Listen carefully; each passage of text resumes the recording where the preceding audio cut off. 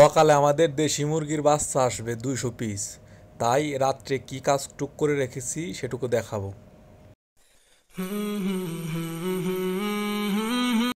আসসালামু আলাইকুম, কি অবস্থা সবার? আশা করি প্রত্যেকেই আল্লাহর রহমতে ভালো এবং সুস্থ আছেন। আজকে আমাদের দেশি মুরগির 200 পিস বাচ্চা ব্রোডিংয়ের একটু কাজ করেছি। সকালবেলা বাচ্চা ব্রোডিংয়ে দিব, তো কী কাজটুকু করেছি সেইটি আপনাদেরকে দেখানোর জন্য ভিডিওটি করলাম। দেখতে পাচ্ছেন এগুলো হচ্ছে আমাদের ডিম পাড়া সোনার ডিম পাড়া মুরগি, বুঝছেন? এগুলা থেকে আমরা ডিম নেই, বাচ্চা ফুটাই এবং কি সেগুলো আমরা সেল করি।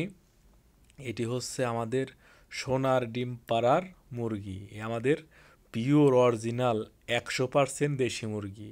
যারা চিনেন তারা তো বুঝতেই পারতেছেন। আশা করি যারা না চিনেন তারা ভিডিওগুলো দেখলে অবশ্যই বুঝতে পারবেন। বাহিরে অনেক বৃষ্টি হচ্ছে, এর মাঝে ব্রোডিংয়ের কাজ মোটামুটি কমপ্লিট করে আপনাদের সামনে একটি ছোট্ট ভিডিও নিয়ে হাজির হয়ে গেলাম। এই পাশে আমাদের ব্রোডিং, এই ব্রোডিংয়ে আমরা সকালবেলা 200 বাচ্চা দিব ইনশাল্লাহ।